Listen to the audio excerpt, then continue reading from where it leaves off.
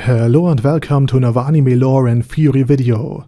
I'm Shergok, your host, and today we are going to take a closer look at the disturbing parallels between Lunar Princess Ranni from the JRPG Eldenring and Princess Renner from the anime and light novel series Overlord. But before we're going to take a closer look at any of this, let me quickly thank my Patreons for supporting this channel, and say my thanks to all users of the YouTube thanks function for making one-time donations. And with that said, let's take a look at the topic at hand. Princess Renner, from the anime and light novel series Overlord, betrayed her family in a horrible manner, while she was directly responsible for the death of a family member, when she struck down her own father, King Ramposa III, with the kingdom's legendary sword, Razor Edge. Her pact with Ein Soul Gone, an undead overlord reborn into the new world as his video game avatar, played a crucial role in the downfall of her entire kingdom.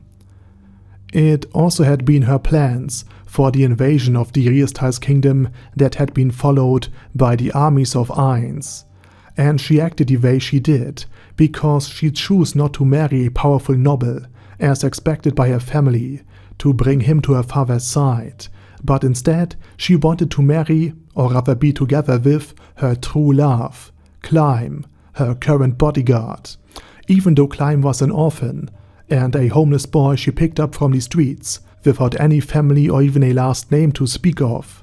In other words, Renner made a pact with a dark force from another world to escape her fate, and after her betrayal Renner also received a new body, that of a demon, an imp to be more precise, and along with Climb, her devoted bodyguard and lover, she was now inside the Great Tomb of Nazarick and the Sorcerer Kingdom, where both now can live together in immortality forever, since demons don't age or die from old age.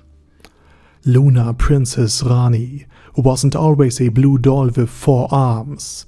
As the daughter of Queen Renala and Radagon, she, like Rykard and Radan, and just like her half-sister Melania, was not only a redhead but also an Empyrean, a candidate for the status of a goddess, and thus a potential heir and successor to Queen Marika the Eternal.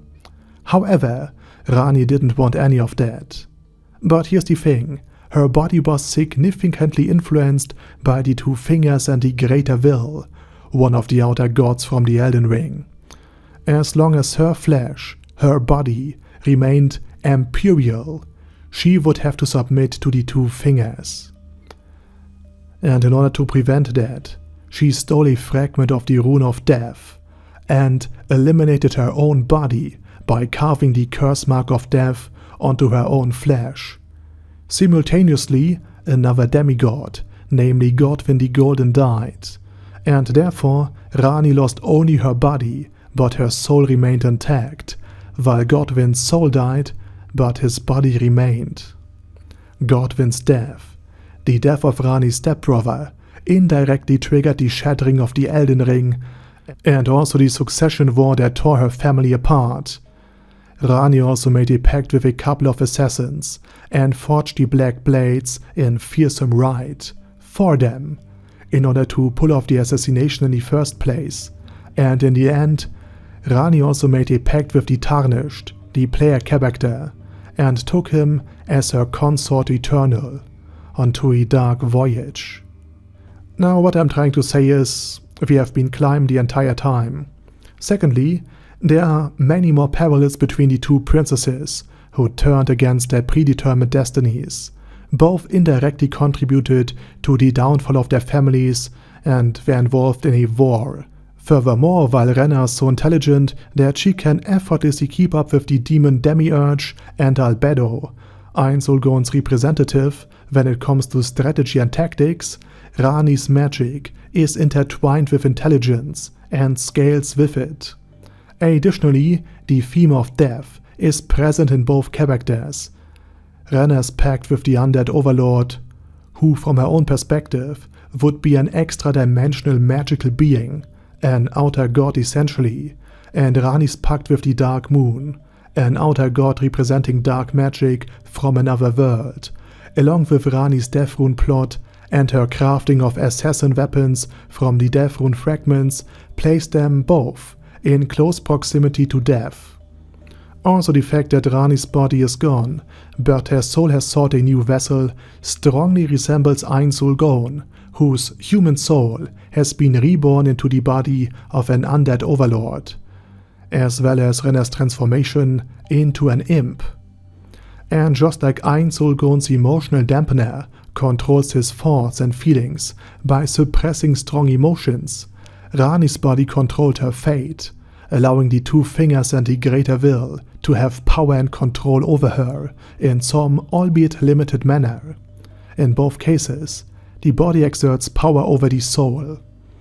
And this is what initially led me to explore the parallels between Renner and Ranni, is that Ranni's teacher is literally named Renner, but with an A at the end of her name. This was not only a huge WTF moment for me, but even back then I could sense that Lunar Princess Ranni, or Renner, was a traitor and probably a princess as well. And this also wouldn't be the first anime reference in Eldenring or Dark Souls, as Guts' Ultra Greatsword, yes, the Guts from Berserk, can be found and equipped in both Dark Souls and Eldenring. And honestly, it wouldn't surprise me if all of this is true, but of course, this is just my take on this. And now it's your turn. Do you think Lunar Princess Ranni was at least partially inspired by Princess Renner, or do you believe there might be a bit too much interpretation injected into Elden Ring's story and characters from my point of view? Let me know it down in the comment section. And while you write, I say thank you very much for watching and special thanks to Arder Daddy Arder, ASK, Bad Guy Yi, Bad Burrito 316, Beezer, Ben C, Brandon D, Chrissy, Crowley0221, Sia, Crystal Prime, Dead Slime, Death is Mercy, Deathless Dragonlord, Demon Xenomorph 1987, Devin Downen, Ding Dong, Dragonlord Plaxiduciex, Duckwagon, Dunkler Krieger, Dystopia, Dystopia II, Enigmatic Unicorn, Phil Ralshivan, Guy with That Head, Hector Moreno, Hoss, Huster, Jacob G, Jana B, Jason, J. Morris, Chromius, Kyle R, Lee K. Long, Legendarius, Lelouch Britannia Whippy Mustache, Lexus Fox, Lord Nishikian Rai, Lord Touch Me,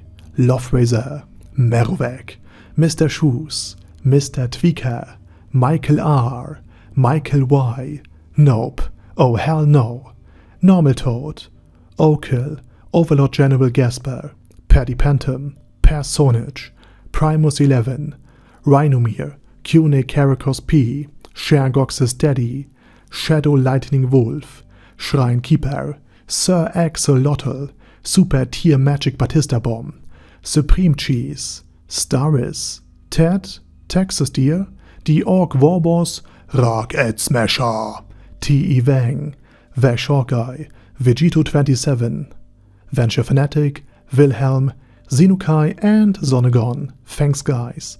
Anyway, have a nice day, and I hope to see you all again soon under my next video.